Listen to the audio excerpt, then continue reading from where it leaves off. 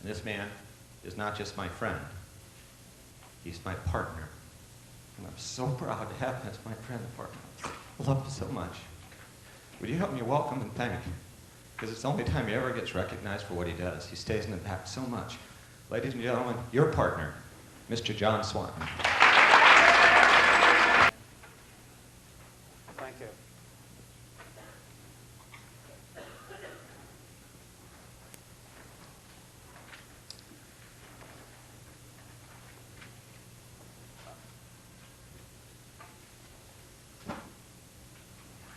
The story I'm going to tell you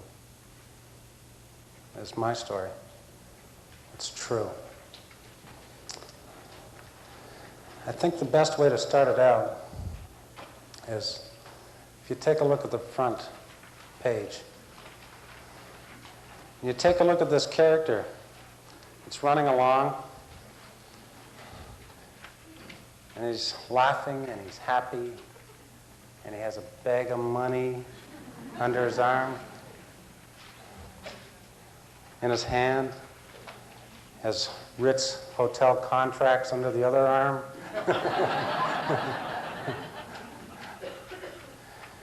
And you read the top, and it says it works. Believe it. John, sir, I don't think we got the handout. Haven't? Do you want mine? No, I just wanted you to know we didn't have it. Well, take a look at mine until we get them out. We'll find them.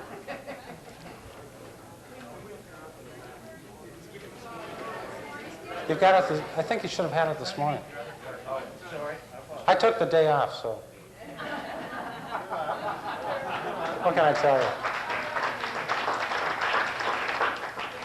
But is there someone that doesn't have? I mean, you got to have this stuff. You got it? Got it? Got it? Okay, let's go.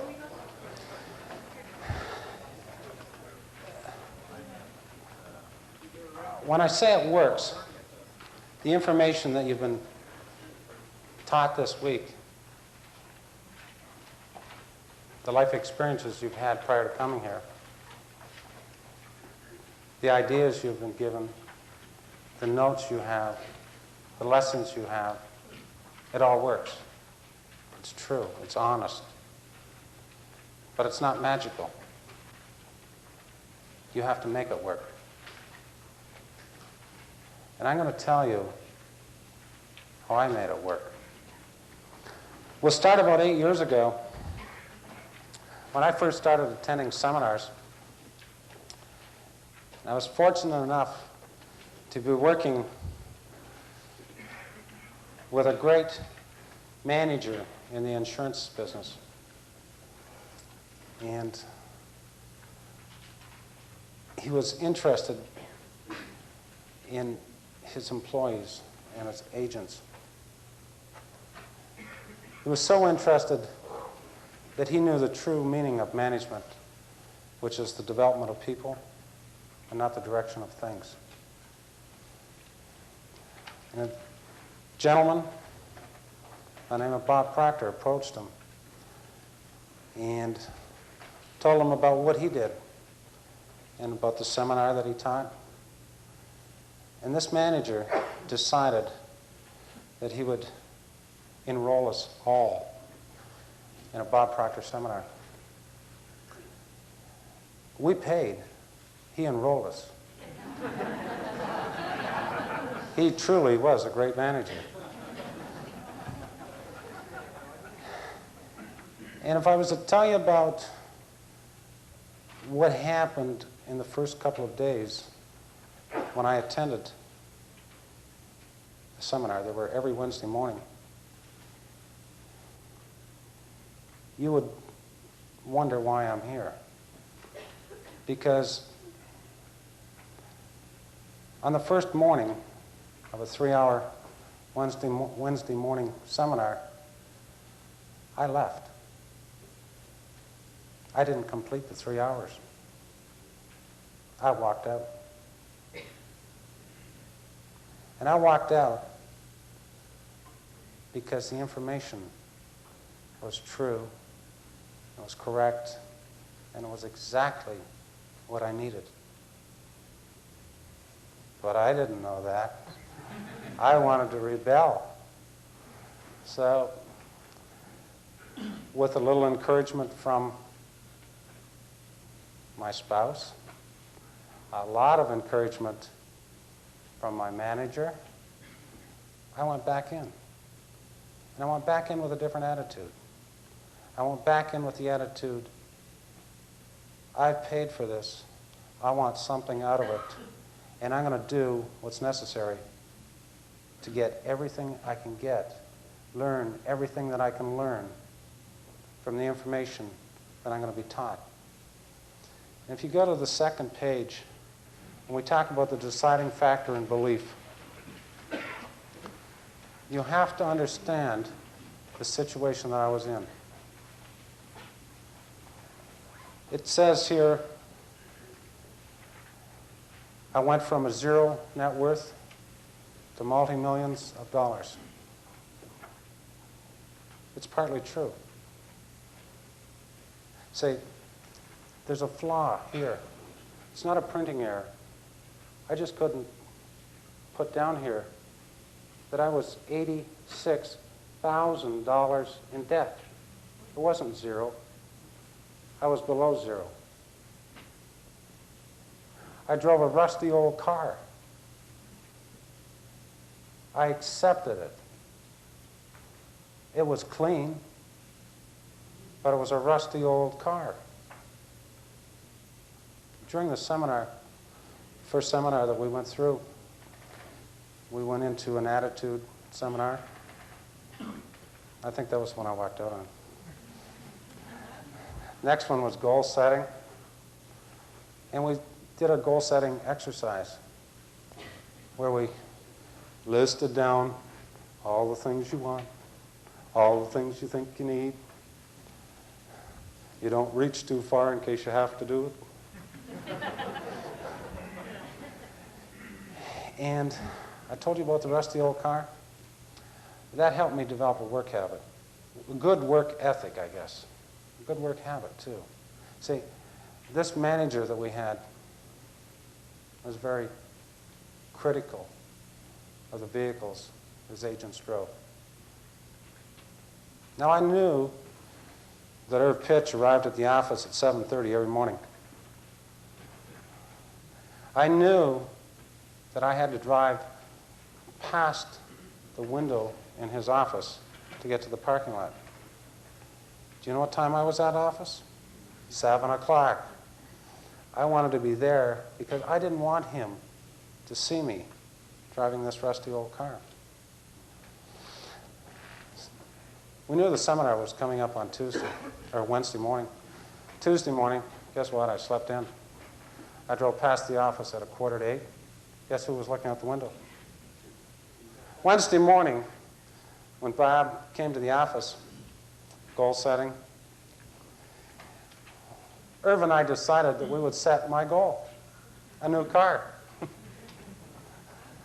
See, and I thought that was a goal. I really did. 48 hours later, I was driving a new car. I still thought it was a goal. You know what it's like, the smell of a new car? You take it home, you wash it after you've driven it 50 miles. You can see a reflection in the hood. I thought that was a goal. What I didn't know is I could have done that anytime. I wasn't reaching. It required picking up the phone, calling a sales agent, giving them a small deposit check, talking to the local finance company or bank manager, and I was driving the car. I didn't stretch. I didn't even think. I mean, that was just pick up the phone, call the guy, give him a little money, you get a car. But I thought that was a goal. I felt good about it. I didn't know how I was going to pay for it, but I was one of those fortunate people. I didn't have a fix on the top of my income. I was working on commission. You know, I could sell whatever I needed to sell to pay the bills I had. Well, I went out, as I'm sure all you have, and I sold a little more, and I earned a little more, and I paid the car, and it was part of the whole hum thing that I was just doing. The only thing was I had a new car. Didn't do anything. Didn't change my life. It just took the heat off me a little bit from my manager. And I got a little more production. He earned a little more override. Everything was going great. Except there was a trick to the seminar deal. That was phase one. What I didn't know is Bob Proctor had invented phase two.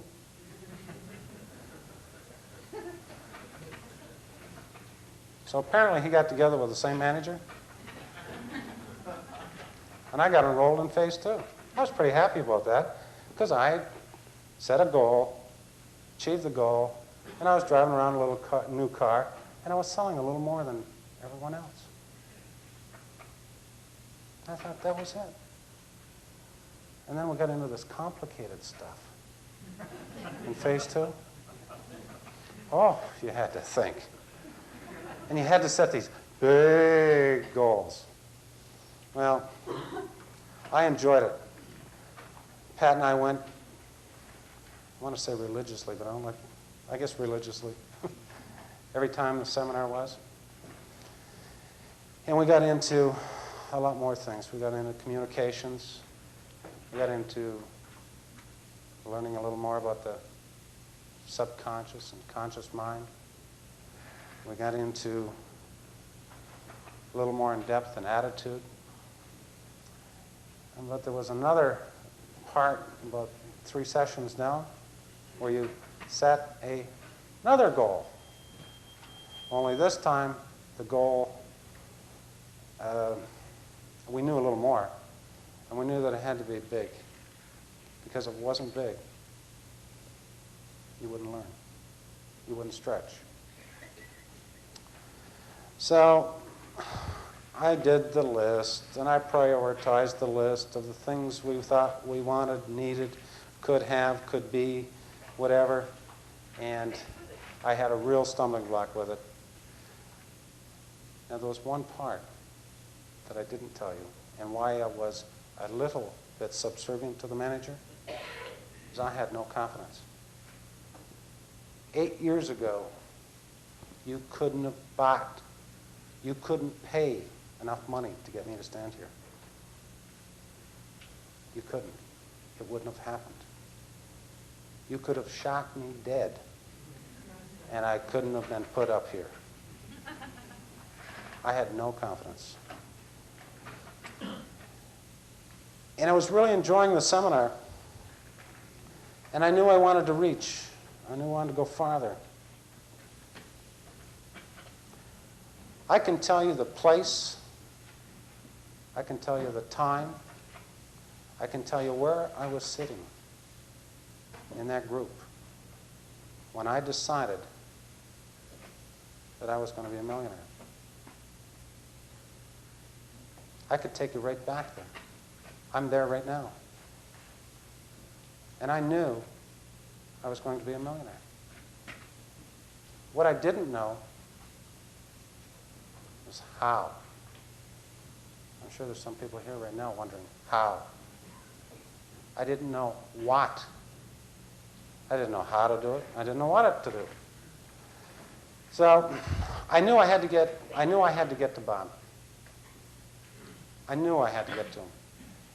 That Thursday morning, or Wednesday, we switched them to Thursdays, that's right. That Thursday morning, we'd moved locations, and we weren't doing the seminars in the office. We were doing them at a temple in a different part of Toronto. And I walked in that morning, and Bob was there, and he was setting up his chalkboard and getting ready. And, you know, I wanted to go and talk to him. I'm sure some of you felt that this week. And I walked towards him, 2 steps, 3 steps, 5 steps back.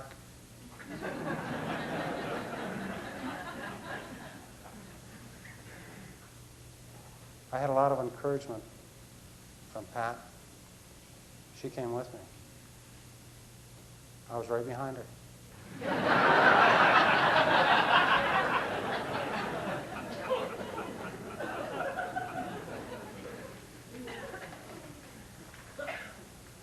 I waited. There was about 8, 9 people. all wanting to talk to Bob. And I waited. And I waited. And they all left. I jumped right in and said, Bob, can I have 5 minutes of your time? He said, sure. He said, why don't you meet me tomorrow morning at 7 o'clock at the Prince Hotel and we'll have breakfast? I said, that's great. Where's the Prince Hotel? I didn't sleep that night because I knew that when I went there, I wanted his help. I prepared some things, I rehearsed some things I wanted to say, some things I wanted to ask. I didn't want to waste his time. I wanted the most, I wanted everything I could get in the shortest period of time. That isn't really why I didn't sleep. See, when Pat and I went for breakfast,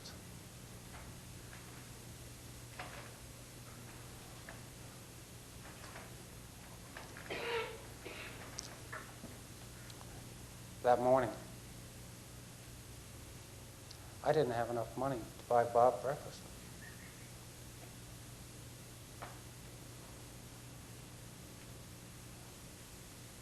I got there. I didn't enjoy the first half hour, 45 minutes.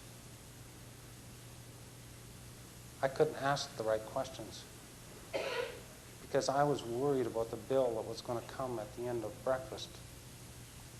Jane said last night, I wasn't being there, you know, I was thinking about something that was going to happen in the future.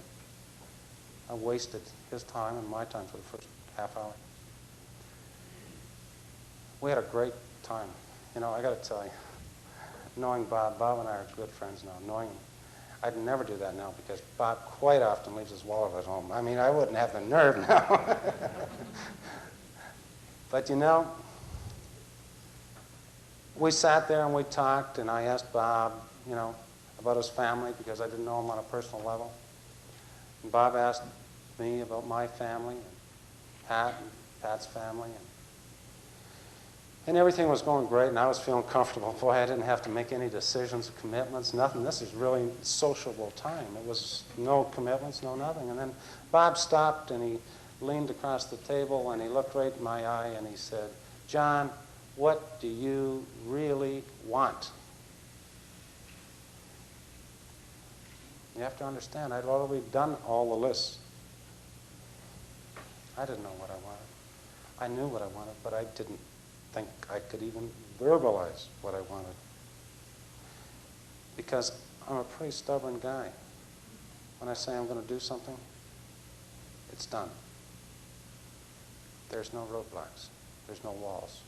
It's done. Well, I finally looked back at Bob after we went around a few more times around the table, and I said, Bob, I want a house for Pat and I to live in. And I want us to live in there before Christmas. I want to spend Christmas there with my son and my daughter this year.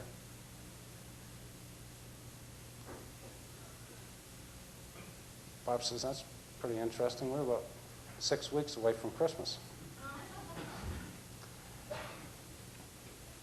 And then another good point comes up here. I believed strongly in what Bob had told me. I believed he knew. I believed that I could do it.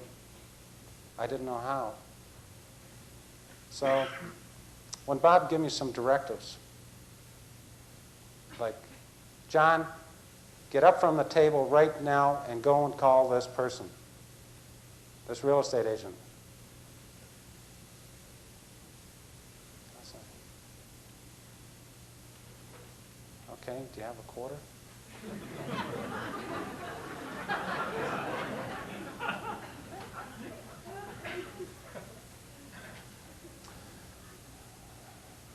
So we called this real estate agent. Her name is Natalie Cotman. She's remarried. I believe she has a different last name. I'm sorry, I don't know it. Wonderful lady. And Natalie was busy right then, but we paged her, and we got together with her shortly afterwards. And I'm going to tell you the story of 7 Bard's Walkway. But I want to tell you about the page here, page number 3. I want to tell you what I did with this page. I want to look at this page, and I want to tell you that I was in a fear mode when I had the doubt it wouldn't work. They can, I can't, not me. I have no money, I don't care. I don't know how, I can't. Well, that was me then. Now when I look at a page like that, there's no doubt. When I see it won't work, I can make it work. When I see I don't know how, I may not know how, but I know somebody, or I can find somebody that does know how. I can do anything. Have no money? I don't even stroke that one out. I cut it out. I don't even want to see the printing.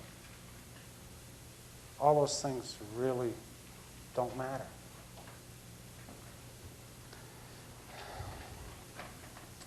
I found out when we were going through the seminar that I didn't have to make slick deals. I didn't have to buy lottery tickets. I didn't have to cheat anybody. I didn't have to steal. I didn't have to do anything. I had to, if I wanted to become a millionaire, give $1 million worth of service. And I mean real service. Work ethic service. And I knew that. And I decided at that time that I was going to make the change, whatever was necessary. Not what I could do, but whatever was necessary for me to become a millionaire.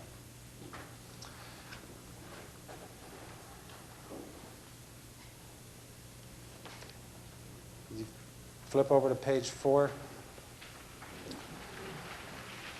talks about setting a worthy goal. The 7 Bard's Walkway was a pretty respectable goal considering the situation that I was in at that time. It set the goal. I set the date for its completion. I took Bob's direction. I contacted a person that was a proven professional that could help me with what I wanted to attain in my goal. I had to trust that person. I didn't know anything about houses. I had to trust them that that was a good house. I had to trust them that it was a fine buy. I had to trust them that it was structurally correct, the house. What I didn't know then, but I know now, before I could trust them, I had to trust me. And I had to believe in me.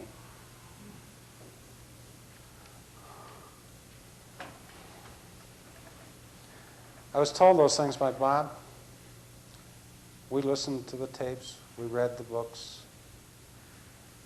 We've watched some of the greatest programs on television Sunday morning. Everything that Pat and I did was to serve other people. I started selling more insurance.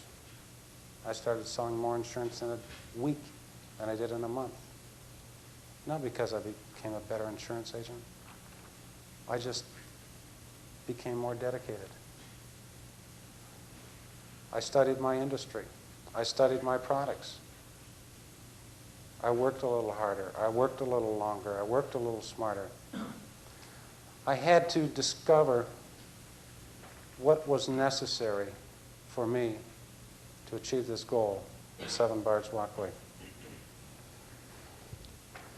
I had to do what was necessary.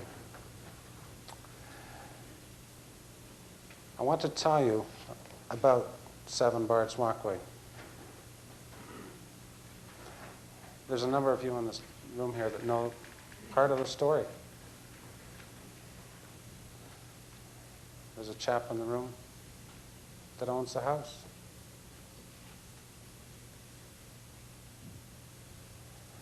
We bought that house for $95,000. We had 6 weeks, actually 44 days, to get into that house. We had no way or no idea how we would qualify for a mortgage for that house. We didn't have to qualify at that point, so it wasn't really a concern. But when we talked about buying the house, and Bob asked me, what did I really want? And I told him I wanted this house. There was a but. I said, but Bob, I don't have any money. And that's why I tear out that money part. I didn't have any money. And Bob, and many of you have heard this, I still love it. Bob says, you don't need any money. You haven't decided to buy the house yet. You'll only need the money when you make the decision to buy the house. You'll only need the money when you make the decision to buy the industrial condominium. You'll only need the money when you want to buy a rental property. You'll only need the money after you decide to do it. You don't need it before. Take the top off your dreams. Take the top, dream, big. You can work all those things out as you're going through. Well, don't forget, here we are, not at zero, 86 down, buying the house. Make that story a little shorter. We bought this house. We moved into it on time. I want to add to the story after I go through one more. We decided to renovate in the house. We spent an additional, in the next 8 months, we spent an additional $60,000 in renovations in the house. 18 months later, the house was completely paid for. The $86,000 in the hole was completely paid for. The house wasn't, but it was darn close. And that's when we were on our way. That was our first step on our way to having a net worth exceeding $1 million. It was a time when we, Pat and I, believed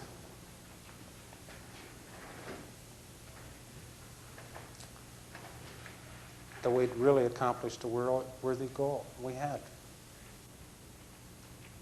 We sold the house. We had a net profit in the neighborhood of $50,000, $60,000. We had part of that as a second mortgage. Now we have income coming back to us from the house.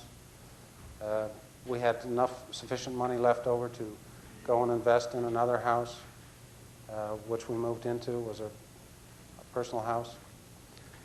And I decided then that if I could take this same formula that I used in purchasing this house, I could do it over and over again.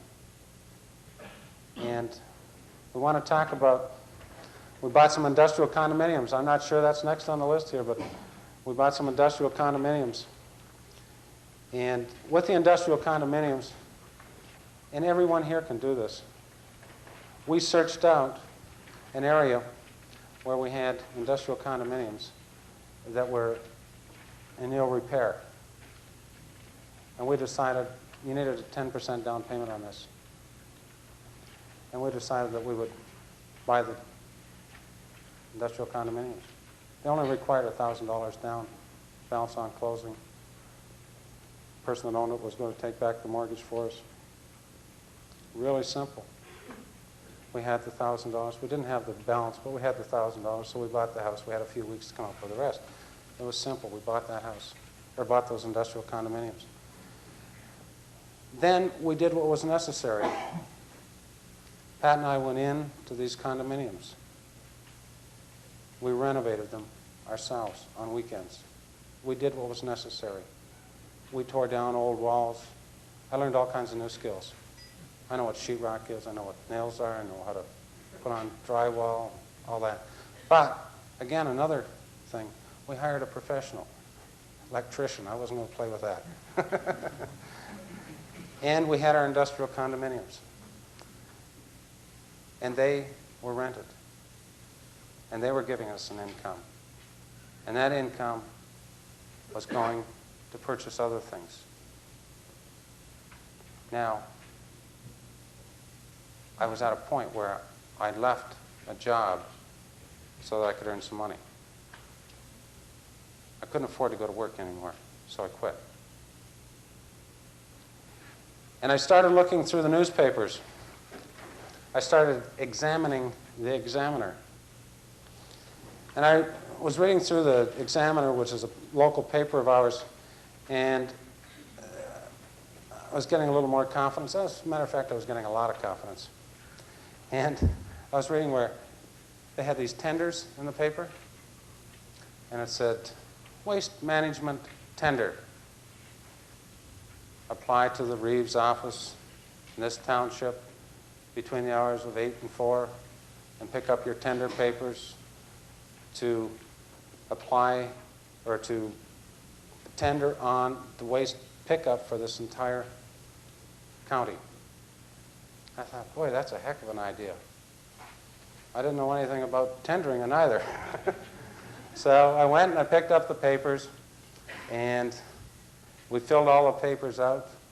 And I'll tell you how we filled them out. We didn't even know that it was a township. We didn't even know this township very well.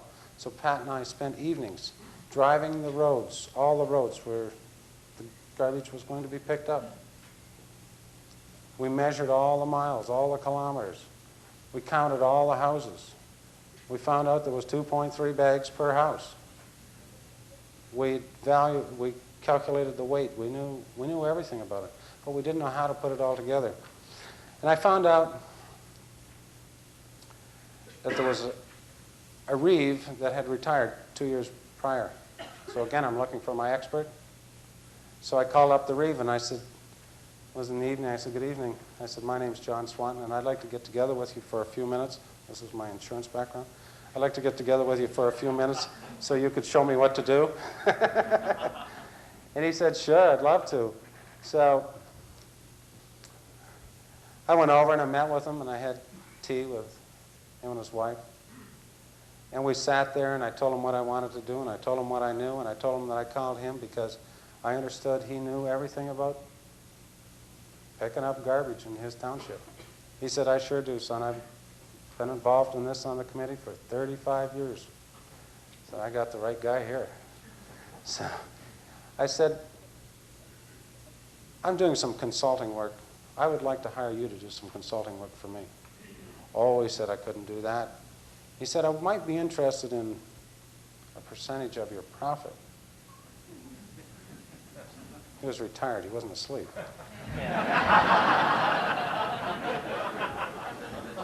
I said, great. So we plowed through this about 20 hours straight, putting together these tenders, and we had to have them in the township the next day and all that. And we needed a bond, and we arranged the bond to the bid bond for the garbage pickup. Call it waste management, it's garbage pickup.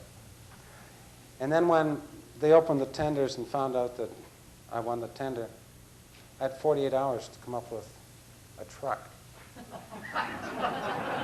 See, I didn't need the truck. Why would you need a garbage truck? You know, until I had the tender, and I'd won it. Well, I looked for another expert. There was a chap that I had met through my brother, and he owned a bunch of trucks, and pretty interesting chap. He said, is this the only tender you have? Well, he said, you don't need this and you don't need that, but you need this and you need that. And he said, by the way, this is going to cost you about $285,000. I said, that's interesting.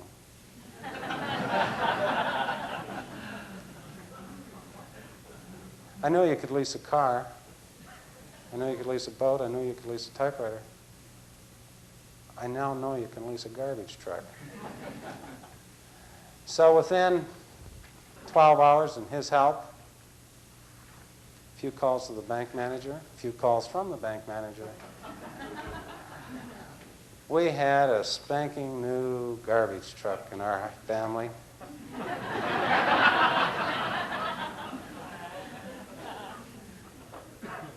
Now it really gets interesting. You need somebody to drive it. Now I don't know what it's like where you live, but in Ontario, in Canada, you need a A license. I have a B license. And I don't know how to move one of those things anyway. That has two of them. So, first Monday morning on the job, I was there, 5 o'clock. We started at 5 o'clock.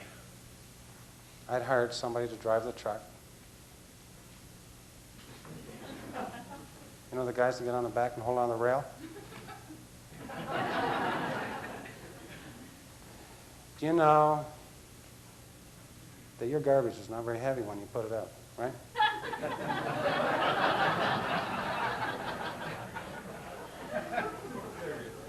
2.3 bags? No problem. 1,000 houses? Well, I'll tell you. Noon hour, I didn't stop to eat. I laid down. A lot of my neighbors laughed. They did. I got ridiculed. I was laughed at because I was a consultant and I was throwing garbage in the back of a garbage truck.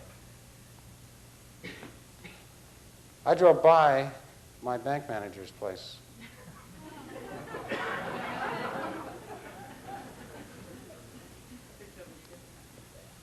As he was coming out the door.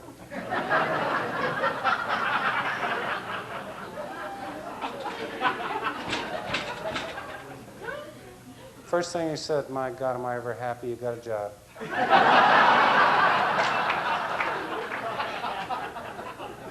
I thought my mother lived there. I had neighbors that when Pat and I would go to a party, would talk behind our back. They were sophisticated.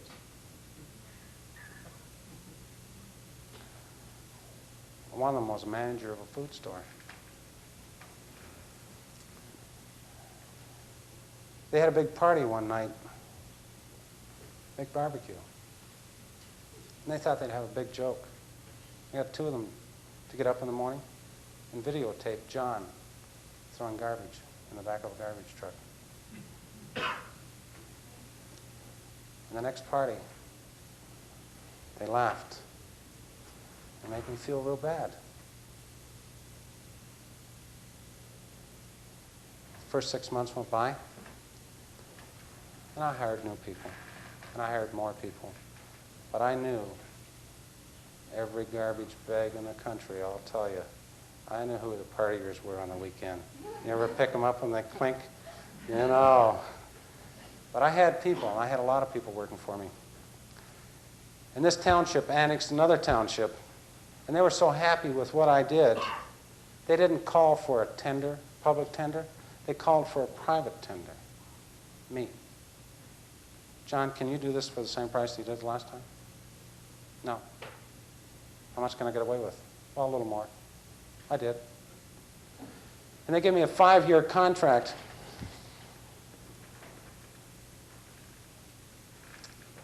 And that 5-year contract was $4 million.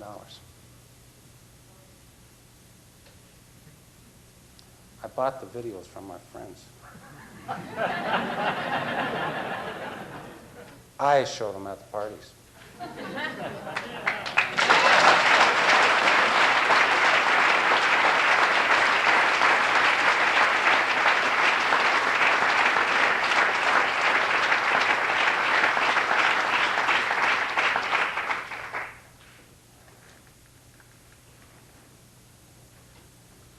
next endeavor I got involved in, and this is something that every one of you can take a look at if you're interested.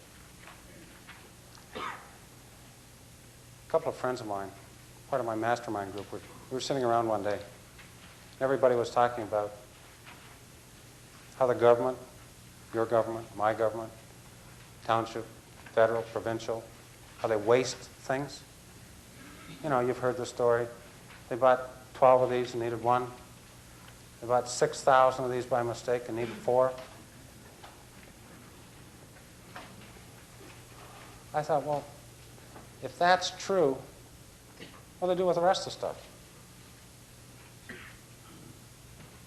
So I got on the phone and I called government services, federal, provincial, local, state, Fed. I said, call the purchasing department. I said, I know this is just a story and it really doesn't happen, and I know you guys never do this, but if you ever did it, what would you do with the mistake on the big order that you got when you only ordered a small order? The guy says, oh, God, am I glad you called. He said, we've just decided to get rid of all our Apple computers. We've decided that we're going all IBM computers and IBM compatibles. And we got 11,000 of them sitting in a warehouse in the capital city in Canada, Ottawa. I said, can I come down and see them? He said, you can come down and buy them if you want. I said, well, I really do. I really want to buy them. Now, I knew a little bit about computers. They got a plug, they got a switch. They got a little thing that looks like a television, and other little things look like a toaster you put stuff in.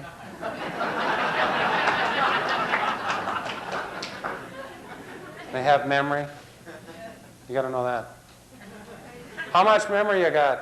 Oh, you know, they tell you.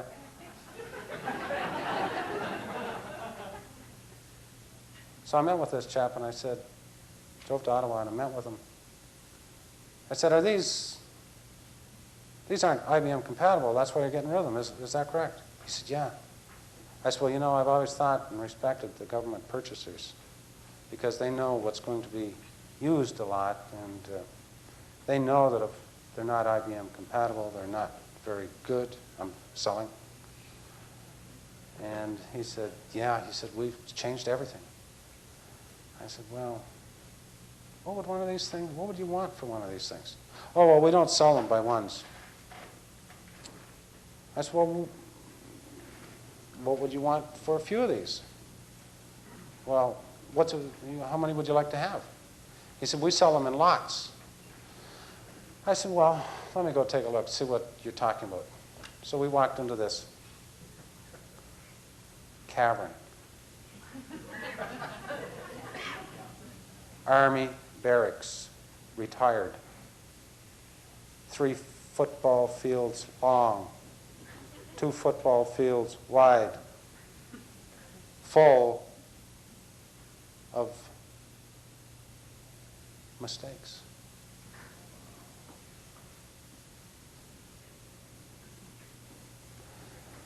And I asked this chap, I said, well, you know, you sell them in lots. What would one lot be? This side of the wall, 300 feet, 12 feet high, 9 tractor trailer loads.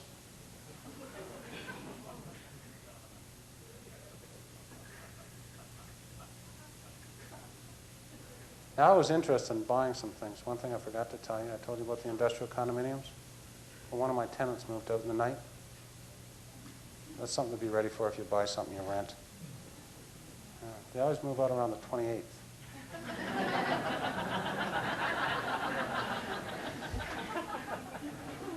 Well, I had one empty. And I thought I could go and buy a few things and put it in there and hire somebody to sell it. 8 tractor trailer loads do not fit in a 2,200 square foot industrial condominium. I know. I tried to pile it in there.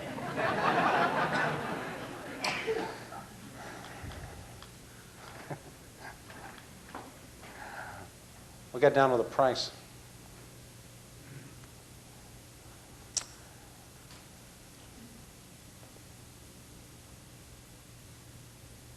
I said, well, I came down here with a certain amount of money in my pocket. I'm a professional buyer now. I don't want to spend any more than that.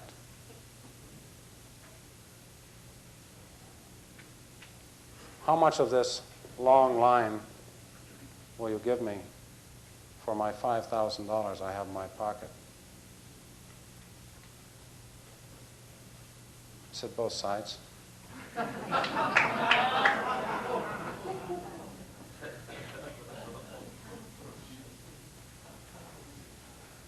We ended up filling our industrial condominium. Going back, you know, the chap that gave me the advice on the garbage truck? He had some old vans that he rented to me that we unloaded from the new vans that traveled up there. We had them all stacked up. We had those full. We had the warehouse full. I had hired a chap that was a computer salesperson on a commission basis. That's where you encourage them to work hard. So you don't have, you don't pay them if they don't work. He was good. He walked in and he said, what am I going to do with this stuff? He said, I sell to offices, I sell to factories, I sell to... He said, this stuff is 2 years old. They won't buy it.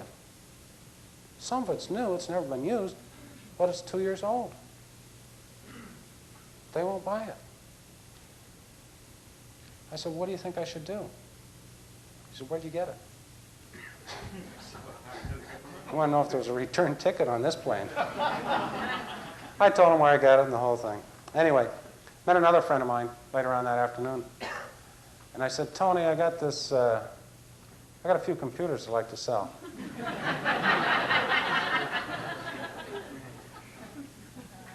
Tony said, well, God, you know I love computers, John. Have you got anything that I'd like? I said, sure. What do you want? Well, I want 40 megabyte hard drive, 3 1/4 floppy, color monitor, graphics. I said, oh yeah, I got one of those.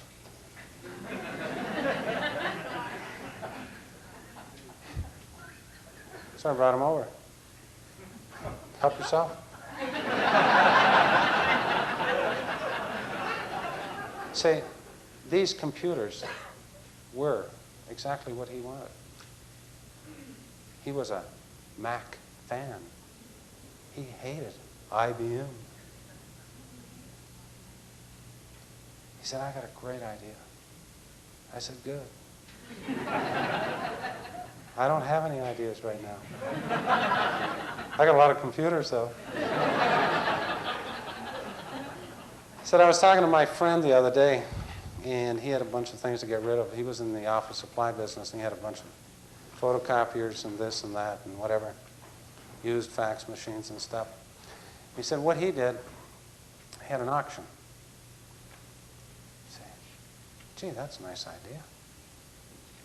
So we planned this auction 2 weeks down the road on a Friday night. We had a friend of mine that got the trailers for me. We got flatbeds this time, with no sides on them. We lined them up out behind my building, got an auctioneer, got them up on top, got us thing, unloaded a bunch of these computers out on the flatbed. It rained.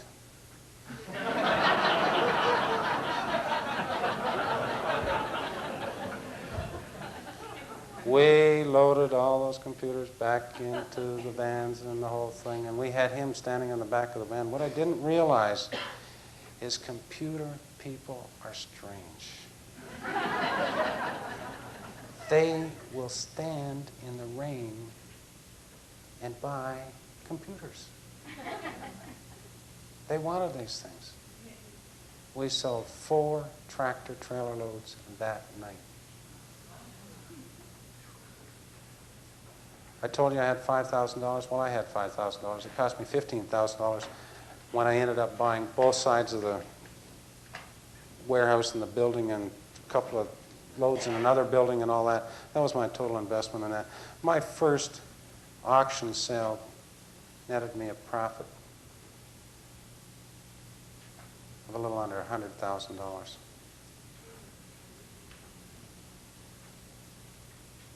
Cash.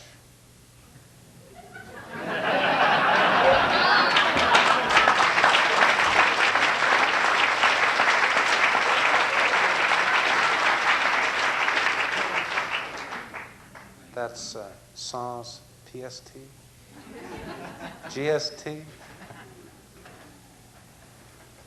We operated that company. As a matter of fact, it's still in existence.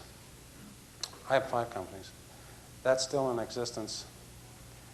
We are grossing about $30,000 a month on that, which gives us an income of a little over $1,500 a week in our pocket. And I don't go near the place. Someone else runs it. Someone else buys. Someone else carries all those computers off the truck. Someone else pays me rent for my building, of which I own half the company of. And I know I have a perfect tenant.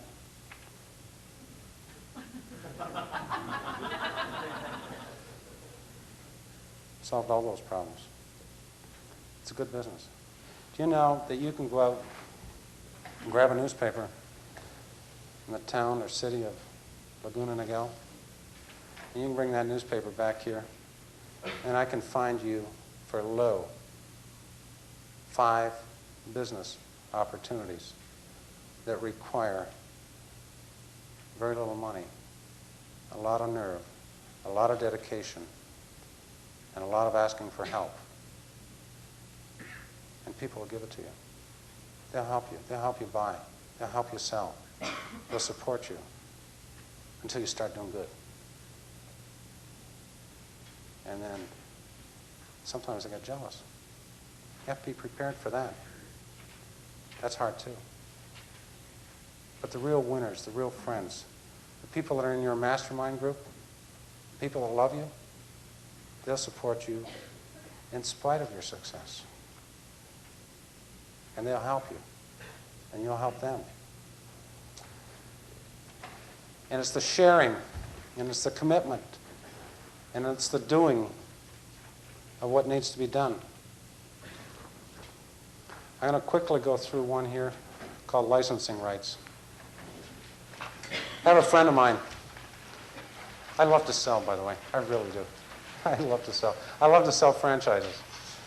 I saw an idea.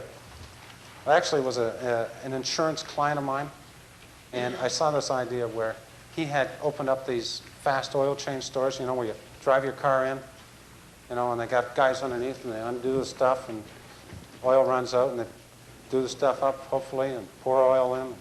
And I thought, gee, I'd really like one of these. This was one of my first involvements in business. I thought, boy, I'd really like one of these. Ron says, oh, I'd really like to sell you one, John. You sold me a lot of insurance. I said, well, I'll tell you. How do we get so that I own one of these? Well, he said, I know that you can sell. See, I'm using a talent.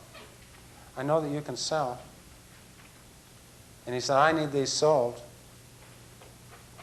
And he said, if you sell so many, I'll give you one. We'll trade. So I sold a number of them. I sold them across Canada. I ended up owning one. But I didn't know how to change oil. I didn't even like changing oil.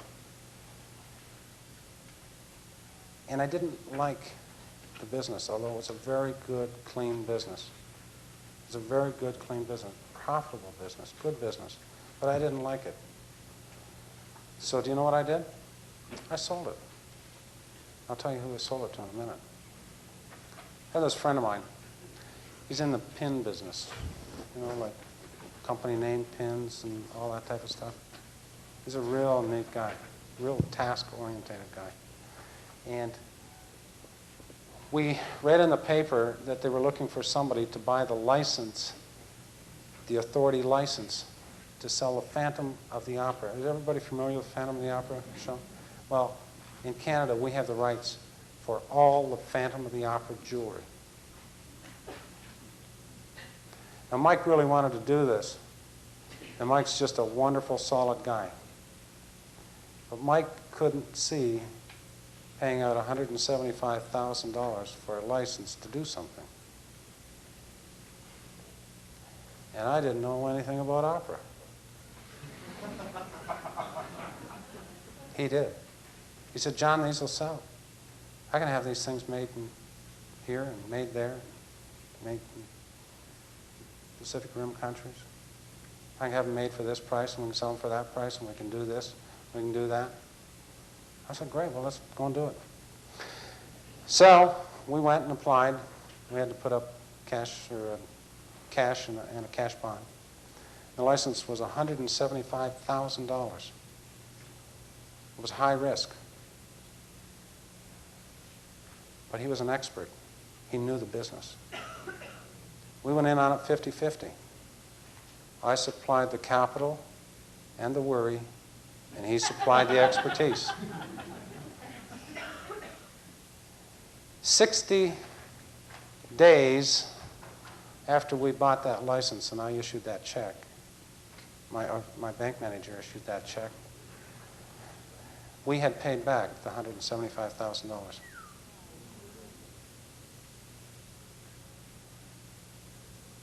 Mike still makes the pins, still playing in Toronto, playing in Vancouver. I believe it's opened in Montreal now. We're making pins in French. It's an ongoing source. Now, it will end, okay? It will end when the play ends. You can't sell them anymore. But it was high risk because we didn't know, although the test market had been done on the play, we didn't know how long it was going to run in Toronto. We didn't know how long it was going to run in Vancouver. We don't know how long it's going to run in Montreal and Quebec. It was a high risk. But the reward was phenomenal and is phenomenal. So after we got involved in this a little farther and Michael started making a little money, I said, Mike, I got this great store that you'd love to own.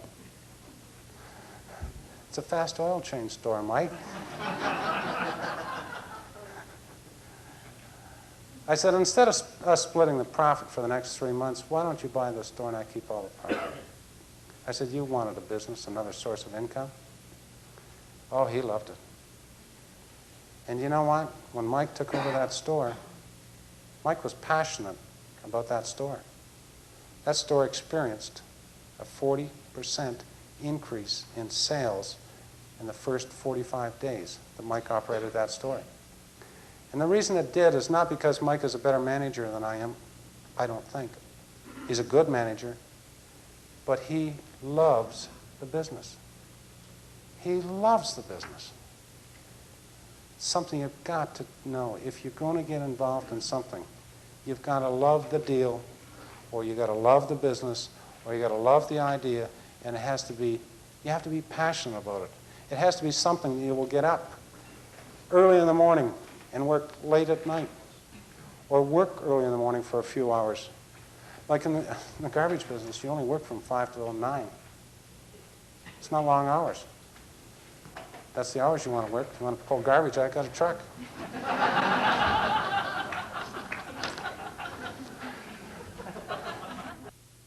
When we moved up there from the city, I guess like a lot of things, when you're in a different area, a different territory, you don't think of some of the elements that can bother you, that don't bother you in the city. Like we didn't know that you know, we put our garbage out when we were in the country. We didn't know that sometimes they don't pick it up, you know. Well, along about the 1st of December, we woke up one morning and I had an appointment in Toronto, and I live 1.5 hours outside of Toronto in northern Ontario. And I woke up one morning in early December and I found that Boy, they got a lot of snow up there. And I had to spend that entire day in my house. I didn't mind that. But I used up a lot of phone time calling Toronto and changing meetings that I had for the day. And I used up a lot of time because, do you know, I couldn't get anybody to plow my driveway. I thought, boy, I don't think I'm the only guy that has this problem. I said, Pat, I need Pat's approval on everything.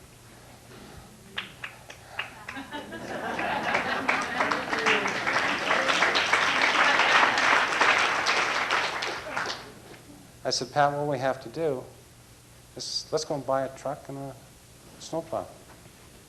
You know, the things they put on the front, goes up and down, and turns corners.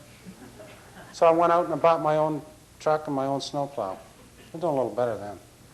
And we started plowing out our own driveway, which is just a short driveway, but the road I was on is what you call an unimproved road, you know, which is another quarter-mile to the highway. They don't plow that neither. So the first week I was there, I went to my 4 neighbors. And I said, how do you get in and out in winter? Well, they said, sometimes we don't. I said, would you like to? And I hired myself out to them to plow the snow. And I analyzed snow plowing, because I got one of those things, you know, not computer, this is a mind, brain. I analyzed, I found out in our territory, our area where we live, it only snows 17 times a year, average. When it snows a lot, but it's only 17 times. So that spring, after I experienced this snow plowing, I got used to driving a truck and lifting the blade up and putting it down and going around corners with the blade down and getting the snow off the road so that I could drive out to the city or to civilization or some other place, that this was fun. I enjoyed it.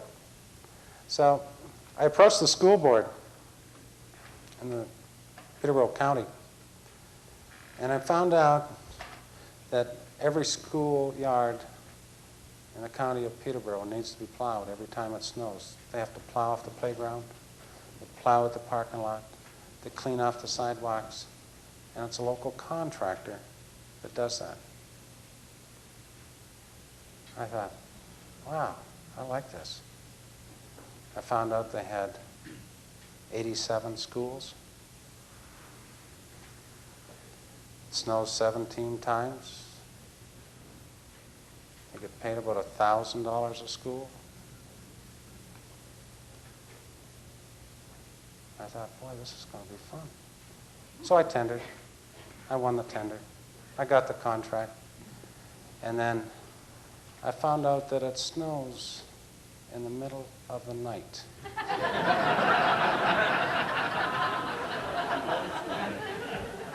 It never snows between 9 and 5, ever. And they call you, and they tell you, you have 15 minutes to be on your first school to clean the parking lot up. I said, good. I have to wake up first. So I didn't like that, but I found a lot of other people that liked it. I found some young guys. I found 4 young guys that liked it. And we went out to my bank, and we co-signed loans for every one of those guys. And we bought them new trucks, and we bought them new snow plows, and they became my partners. And I didn't have to get up in the middle of the night anymore. And they made more money that winter than they had made in the previous year. They were loyal. They were dedicated. I would get up in the middle of the night. I'd set my alarm, I'd get up. It was something I learned from Bob. If I can't do it all, I'm not going to do any of it. And I couldn't do it all. I couldn't do all the schools. So I had these guys running all over the place. They were all my partners. And we held those contracts for 6 years. And we earned an enormous amount of money. And 3 of the 4 guys are still in the business. And now they have the contracts, and they split them up. They bid against each other. It's a little fixed, but they bid against each other.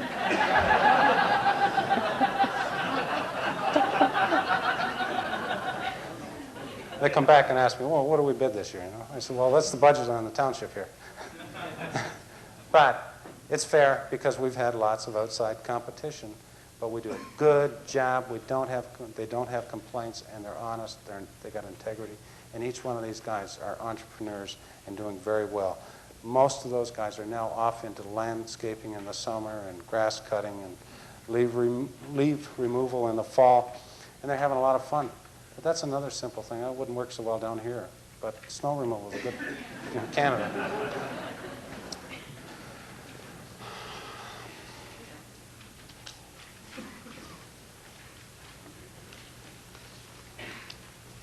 I want to go back to a story.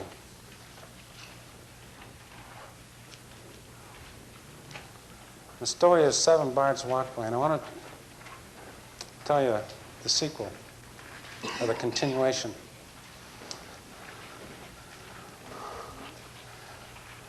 I want to tell you of some of the obstacles that Pat and I ran into when we were buying our first home. I want to tell you that we had people that wouldn't help us get a mortgage. We had people, page 5. We had people that discouraged us. We had people that criticized us. One of them was my mother.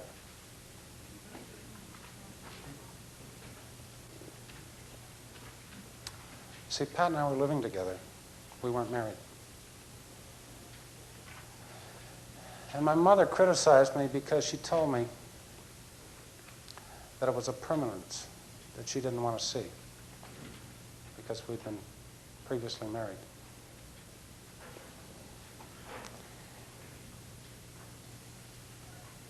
And she didn't like some of the things that I was learning because I would tell her about them. And she didn't believe that what I was doing was Christian. I grew up in a Christian family. And she criticized me.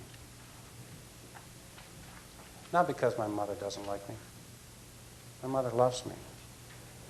She loves me a lot. But she didn't know. She didn't know what we were doing. She didn't know what our values were. She was imposing her values on me. It was hard. Some of you people are going to leave here Monday, Sunday. You're going to go home. Might not be your mom. Might be your dad. Might be your brother, your sister, your Uncle Ward.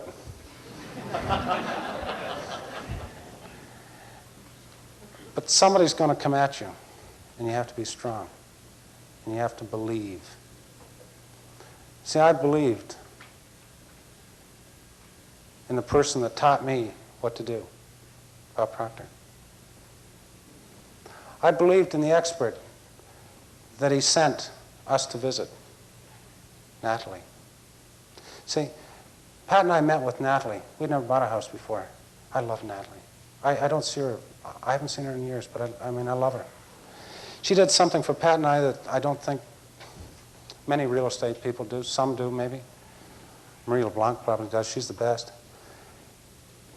Natalie said, John, Pat, you've got to decide exactly what you want in a house. No problem. 4 walls, roof, furnace, door, front, back, windows. No. Natalie said, John, I've been through Bob's seminar too. I know that the better that you can describe what you want when you set your goal, the closer you can refine it down to the point of, oh, she said, by the way, Pat, how many bathrooms would you like in this house? She was taking notes. Pat says, how many bathrooms? Is that a choice? Do you have that? Is that a choice? Oh, yeah. We run a 2-bedroom basement apartment. 1 bathroom. You can have a choice. Okay, Pat, have 2 bathrooms. That was easy. Natalie said, what kind of fixtures?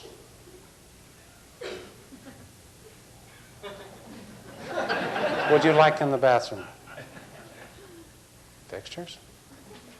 Oh, bathroom fixtures. No, Natalie said, John, you have to put down exactly what you want. Do you want a quiet flush toilet? Do you want gold taps on the sink? Do you want a stand-alone shower? Pat says, a what? I said, a what? I looked at Pat. Pat looked at me. Pat was getting brave. We'd like them in white. We want gold on the taps. We want one of those stand-alone showers. And a big tub. And we want a shower in that too, with the doors that close. Not one of those plastic things that you slide back and forth. Natalie says, that's great. Now you're getting the picture. Well, what do you want in your kitchen? Cupboards? Sink? Natalie said, what color are cupboards? What kind of sink? Do you want porcelain? Do you want stainless steel? Do you want your countertop in some kind of fancy name that I can't remember? Oh, yeah. Well, we went out, after we went through this process of refining and defining and perfecting exactly what we wanted, we went out looking for that house. Do you know what I love about Natalie? She said, John, this kitchen is not right, but we know how to change it. This bathroom is not right, but we know how to change it. But the house is basically what you want. 2 bathrooms, lots of kitchen cupboards, new carpet. See, she helped us get the goal because she knew what we wanted, because she asked us what we wanted. And we kept focusing on it and focusing on it. And we refined it, and we got passionate about it. We used to get up in the middle of the night and drive across Toronto from our basement apartment to look at this house. We took pictures of it. We didn't show pictures of our kids. We showed pictures of our house.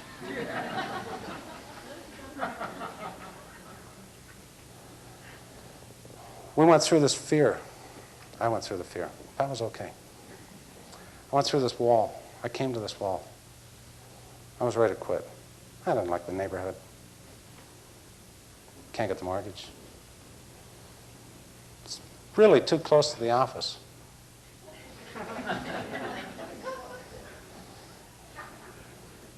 Fortunately, we were still going back to the seminars. We were still learning. We were in goal achieving.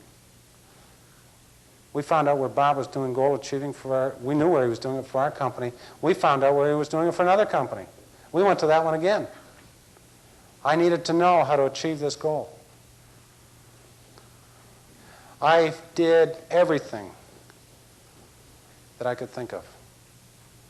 Until one day after the seminar, I went up to Bob again. I said, Bob, I've done this and this and this and this, and I get up in the night and I walk around and I look at the picture and like, Bob says, whoa, stop. John, what you need to do now is let go and let God.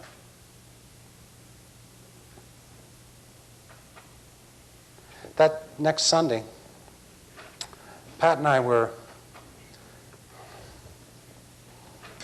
watching Robert Schuller on television, Hour of Power. And on that program, he had this little set of hands, praying hands.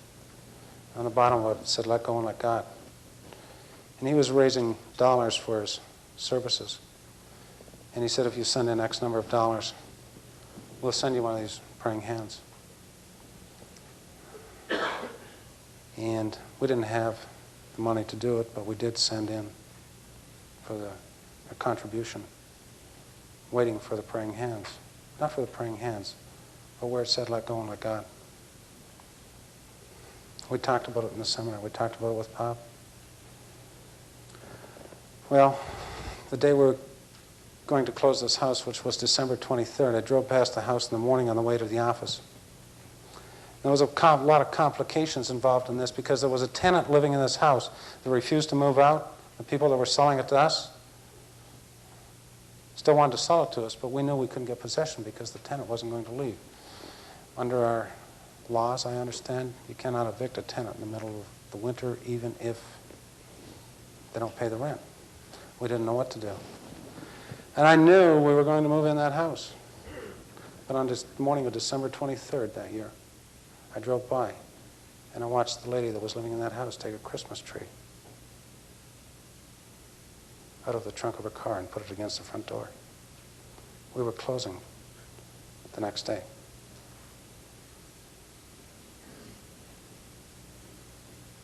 You want to develop faith? You want to believe that you have to trust? That's critical. I'll tell you what we did. We went back home. We packed our furniture. We called a friend of ours and borrowed a van, a big van. His mother was in the moving business. We borrowed this van. He helped us load all our furniture into this van. The next morning, we drove the van to a coffee shop that was across the road from this house. We cleaned out our apartment. We polished the floors in that apartment. We scrubbed the walls. Some of them we painted, the one we left. We told the landlord we were very happy living there. He wanted our address. We gave it to him. Our lawyer called us that night before we left to the new house, or before the next day was going to close. He said, "John, there's no way this house is going to close. If I do all the search of the title and everything, it's going to cost you," I forget, it was a crazy figure at that time, $300, $400, $500, I don't know. I didn't know I was going to pay him the $500. I said, "Go ahead with it." He said, "If the house doesn't close, if they don't leave, it can't close, you're going to lose this money for my work." I said, "Go ahead with it. Do the part, do the research, do whatever they have to do." He went ahead and did it. The morning, pardon me, I said it was the 23rd we were closing. It was 22nd I drove by. 23rd we drove the truck over to the house. And when we were there, we drove it into a parking lot, which was the coffee shop across the street. And we sat there. And I went into the coffee shop, and Pat was at home with her daughter Tony, and she was cleaning up the house, and I called Pat from the coffee shop, and I said, "You heard anything from the lawyer?" And Pat hadn't heard anything from the lawyer. So I said, "Pat, call the lawyer. I'll call you back." So she called the lawyer, and the lawyer said he hadn't heard anything. It's 3 o'clock in the afternoon. The title, whatever they call it, where you have to exchange registrations. Registry office closes, I believe it's 4:30. We haven't got a lot of time. I came back up from talking to Pat on the phone, and I was really nervous. And I looked across the street, and a Mayflower truck drove in. 45 minutes later, those people had moved.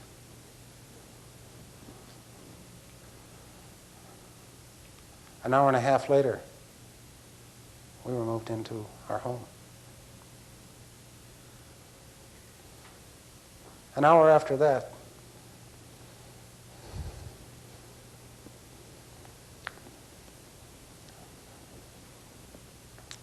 Bob Proctor showed up. As a sand timer, as a housewarming present, warming present. He walked in the house, and anybody knows Bob. Bob doesn't walk, he jumps and strides and whatever. He bounced up the first flight of stairs, and he says, "Oh my goodness, I thought you guys had moved in." I said, "We have."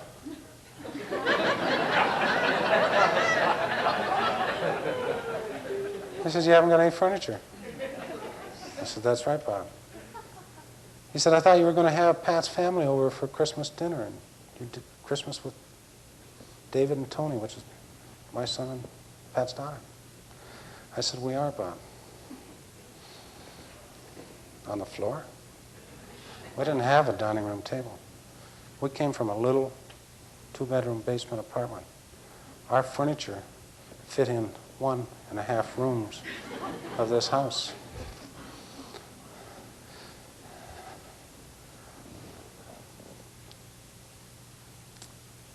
The next morning, which was Christmas morning, Pat and I had gone out Christmas Eve and bought a Christmas tree. And we were decorating the Christmas tree.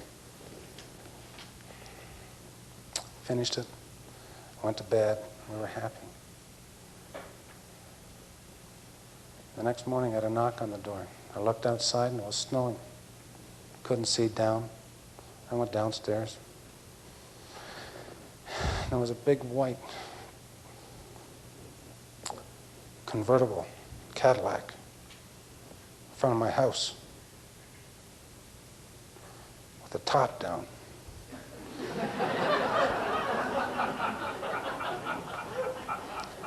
But it had a dining room table in it and chairs enough for our family. And Bob Proctor was unloading it into my house. See, he had gone home.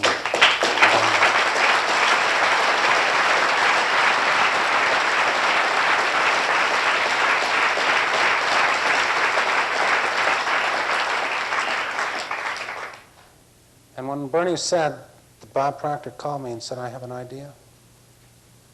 And Bernie was introducing me. Bob called me and he said, "I have an idea, John. I want to produce the most incredible, super learning class ever with the top internationally known speakers that we can gather together. And I want to do it." I didn't say in 6 weeks, thank God. "I want to do it in 3 months, and I want your help." Do you think I could say no? See, Bob gave me $1 million worth of service,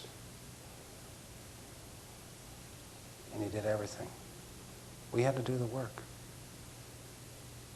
but he supported us all the way through it.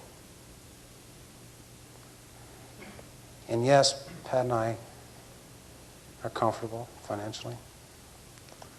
And yes, we're very happy, husband and wife. And yes, we have 2 beautiful children.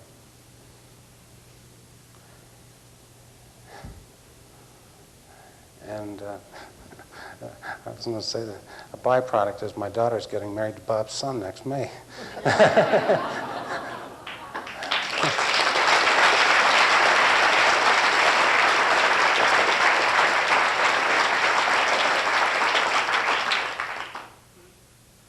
Believe me,